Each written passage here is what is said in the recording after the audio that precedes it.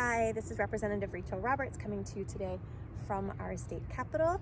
I'm down here today working on correspondence with constituents, but I also wanted to take this time to answer some of the most frequently asked questions that I'm hearing from people in District 67, specifically questions around COVID-19, moving from healthy at home to healthy at work. So I hope you find some of this information helpful. You can find more info and links and anything else you might need at kycovid19.ky.gov. You can even translate most of the pages there.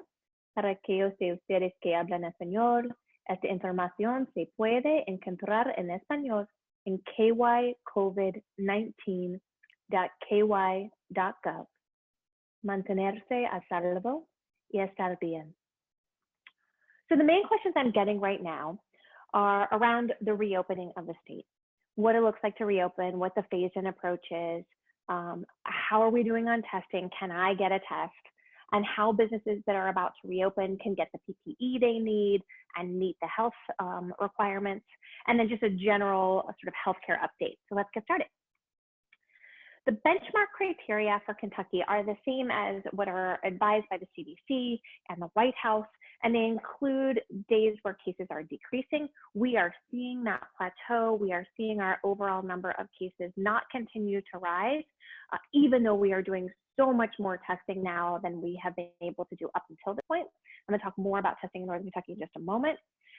People need to have access to PPE, which was really hard to come by just a few weeks back, but we're finding ways around that. We have some amazing companies in Kentucky that are actually becoming manufacturers for these things. So we have access to that now. The ability to protect at-risk populations, which you're seeing in our nursing home and elder care facilities right now is such a critical issue. That we continue to socially distance, that our hospitals and medical facilities are prepared to handle the capacity of any future possible spikes. God forbid that should happen.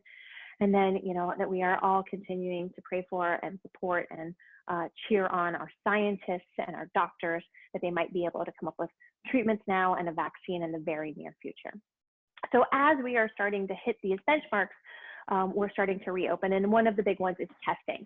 So in Northern Kentucky, we actually have a lot of testing already in Northern Kentucky. What we haven't had consistently is testing for anyone who wants to test, even if they don't have any symptoms. That's what's coming for 4 days next week. You can see on the slide here that May 11th through 15th, anybody that wants a test can get one, and they'll get that by making the phone call, making an appointment, and going in. Now, if you have symptoms, you have lots of options for getting tested in Northern Kentucky through St. Elizabeth, through Bluegrass, Urgent Care, the Christ Hospital, and Health Point Family Care. Those are all up and running and places that will test people who have symptoms. And at least for Bluegrass, who I've spoken with, I know the way their system works is that you call, you speak to someone for intake, they're going to set up an appointment with you with a healthcare provider, a teleconference call, and then you'll go at your prescribed time, and I believe they meet you out in the parking lot and administer the test there, so it's as low contact as possible. So again, big takeaways: if you want to test next week but you're asymptomatic, call the 1-800 number listed here, get yourself an appointment. If you have symptoms, go to any of these other outlets anytime to set yourself up for a test. Let's talk about what it looks like to reopen Kentucky now that we're starting to hit those benchmarks. And the main thing here is to be slow and steady and smart. So we're reopening in a phased-in approach where we reopen certain industries one at a time or in sort of groups at a time so that we can make sure that we don't see a spike after opening one of these. So the first one actually started last week. It was the reopening of some of our healthcare provider systems, things like imaging and doctor's offices and dentist offices, and those things have already begun. Now we're starting to reopen manufacturing, construction, car dealerships, grooming, which I know my animals will appreciate, photography, and then office-based businesses and horse racing, but sadly with no fans. And offices are to open at 50% capacity or less. Any of these businesses, even though they're listed here and they can reopen on May 11th, they still have to meet the criteria of these 10 rules and any other industry-specific guidance that is passed on to them through their various associations or industry groups. If people are working from home successfully, keep them working from home. Healthy at home is still the best way to keep the curve as flat as possible. If people are coming back to work, do it in a phased-in approach. You will need to check temperatures and symptom checks, and if someone shows up with symptoms, then helping them find access to a test, and then making sure that anyone they might have come in contact with is aware of that.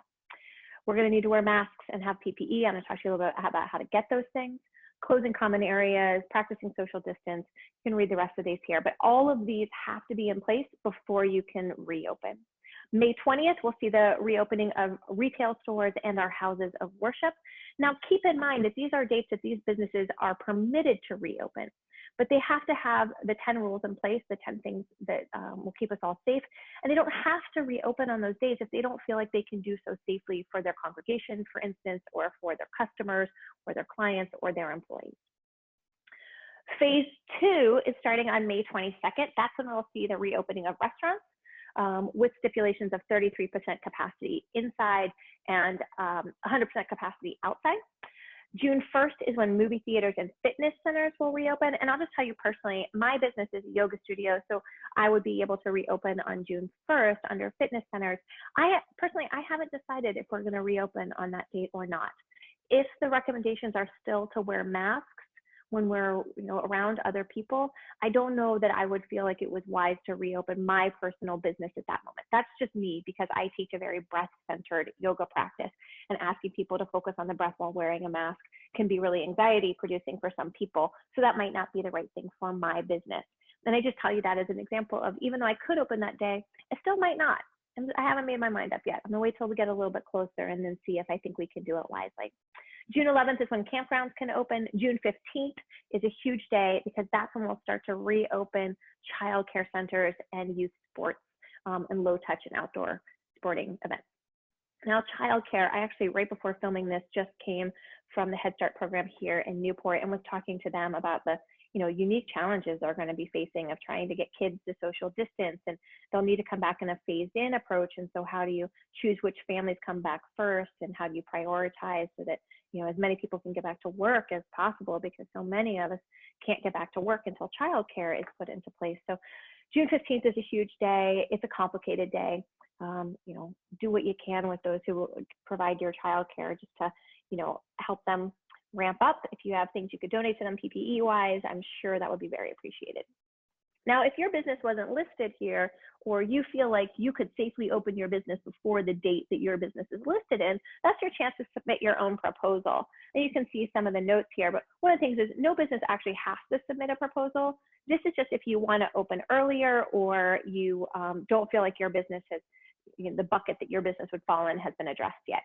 So this is a chance for you to talk about how you would meet those 10 rules and any other things you think you need to have for your business, an opportunity to ensure that your voice is heard and that you have that plan in place. The phone number in the bottom right corner, 833-KY-SAFER, that's an important phone number. That's the phone number for employees and staff to call if they don't feel like their workplace is safe.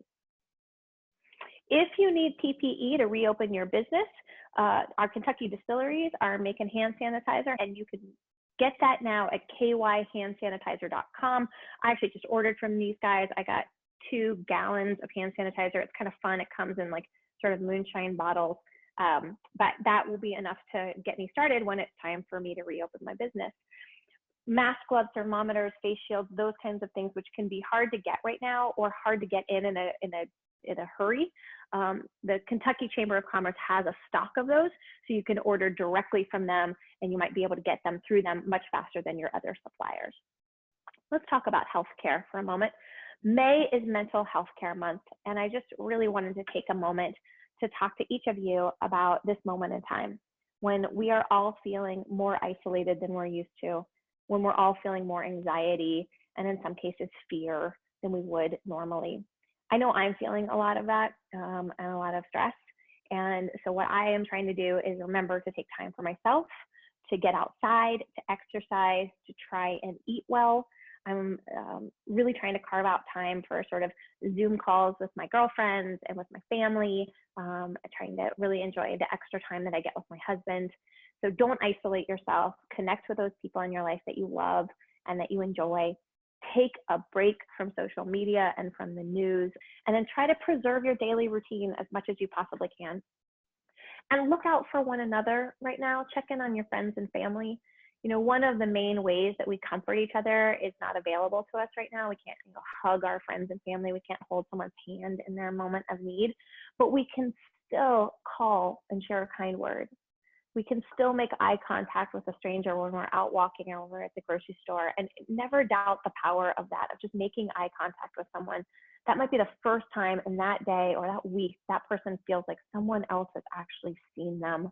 And it's a reminder that we are going through this shared experience right now. As far as healthcare goes, this is a chance for me to just tell you, if you are sick, if you are injured, go to the doctor, call your physician. Our hospitals have met this test right now, and we have all done such a good job of flattening the curve that there is capacity. If you are injured, go to the ER. If you are sick, call your physician. And lastly, watch the governor's 5 p.m. updates. It's where you're going to get the most up-to-date information. It's the best resource for all of us right now. All right, thanks for watching. I hope some of this was useful to you. Remember, you can find lots more information and all of the up-to-date information at kycovid19.ky.gov. Until we talk again, take care of one another, be kind to one another, be well. Thanks.